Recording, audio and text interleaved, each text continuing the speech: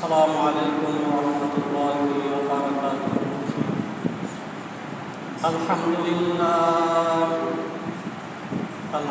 لله وكفى وسلام على عباده الذين اصطفى ونشهد أن لا إله إلا الله وحده لا شريك له ونشهد أن سيدنا ومولانا محمدا عبد الله ورسوله. أما بعد فأعوذ بالله من الشيطان الرجيم. بسم الله الرحمن الرحيم. إن عدة الشهور عند الله 12 شهرا في كتاب الله يوم خلق السماوات والأرض منها أربعة حرم ذلك الدين القيم فلا تظلموا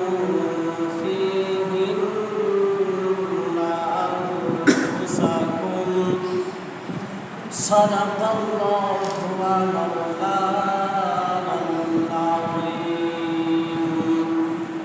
وصدق رسوله النبي الكريم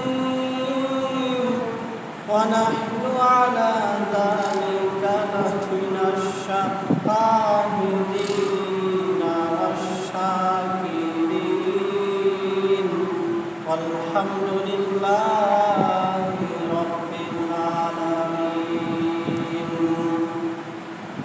আলহামদুলিল্লাহ। আল্লাহ পাক রব্বুল আলামিনের দরবারে শুকর আদায় করছি যে মহান রব্বুল আলামিন পবিত্র জুমাবারের দিনে দুনিয়াবী সকল কর্মব্যস্ততা থেকে অবসর দিয়ে সালাতুল জুমা আদায়ের লক্ষ্যে তারপর মসজিদে আসার সমবেত হওয়ার তৌফিক দিয়েছেন। এই জন্য কালিমাতুশ শুকরিয়া আমরা পড়ছি আলহামদুলিল্লাহ।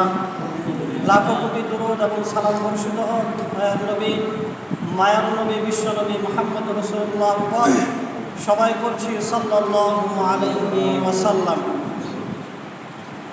মুহতারাম হাজিরিন, আপনারা অবগত আছেন যে সময়ের পরিক্রমায় এখন আরবি মাসের 11তম মাস, হিজরি বর্ষের 11তম মাস চলছে এবং এই মাসটি হল কোরআনে বর্ণিত সম্মানিত 4 মাসের এক মাস। এই মাসের নাম হলো জিলকদ, যে শব্দটা আরবি জুলকাদা শব্দ থেকে আসছে। শাব্দিক অর্থ বসা, স্থির হওয়া। এই মাসকে এমন শব্দে নামকরণ করার কারণ হলো রজবের পর থেকে নিয়ে ধারাবাহিকভাবে রজব, শাবান, রমজানের পরে শাওয়াল, এই সবগুলা মাসে আল্লাহ তাআলা বিশেষ কিছু বিধান বান্দাকে দান করেছেন। অর্থাৎ বান্দা বিভিন্ন রকমের ইবাদতের মধ্যে ব্যতিব্যস্ত ছিল। এই জুলকাদা বা জিলকদ মাসের পরে আবার জিলহজ মাসে হজ এবং কুরবানি নিয়ে মানুষ আল্লাহর ইবাদতে ব্যস্ত থাকবে।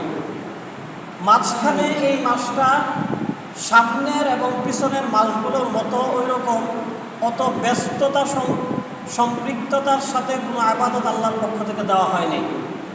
সেজন্য এই মাসকে জিলকদ তথা স্থির বা বসা হিসাবে নামকরণ করা হয়েছে।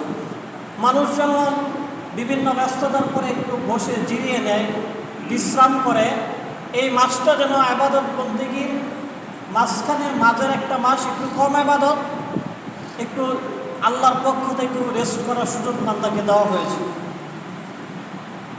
এই মাসের রমজান এবং শাওয়ালের মতো কিংবা জিলহজ মাসের মতো এরকম কোনো ইবাদত না থাকলেও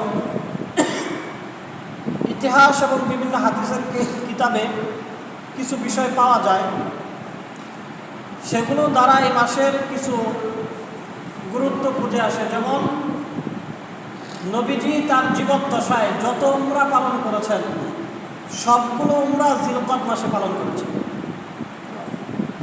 সেই হিসাবে বলা যায় যে জিলকদ মাসটা হলো উমরা পালনের একটা সুন্নাহ সম্মিলিত মাস। এই জিলকদ মাসেই পৃথিবীর ইতিহাসে কিয়ামত অবধি যত সন্ধি ঘটবে, ইসলামের বিজয়ের ক্ষেত্রে সবচেয়ে গুরুত্বপূর্ণ সন্ধি যা হুদায়বিয়ার সন্ধি এই জিলকদ মাসে সংগঠিত হয়েছিল।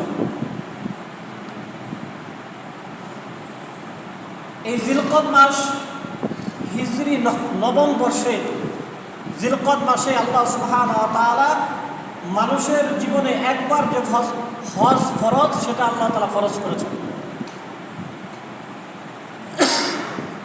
আল্লাহ নবী সাল্লাল্লাহু আলাইহি ওয়াসাল্লামের যত পুত্র ছিলেন, যে কয়জন ছিলেন, সবাই শৈশবে মৃত্যুবরণ করেছেন। মারিয়া কিবতিয়া নামে নবীজির একজন দাসী ছিলেন, তার গর্ভে নবীজির একজন পুত্র ছিলেন ইব্রাহিম, যার নাম ছিল, যিনি শৈশবে মৃত্যুবরণ করেছেন। ইব্রাহিমের জন্ম এই জিলকদ মাসে হয়েছিল। এবং কোনো কোনো ইতিহাসে পাওয়া যায় পৃথিবীতে সর্বপ্রথম কাবা ঘরের ভিত্তি এই জিলকদ মাসেই করা হয়েছিল।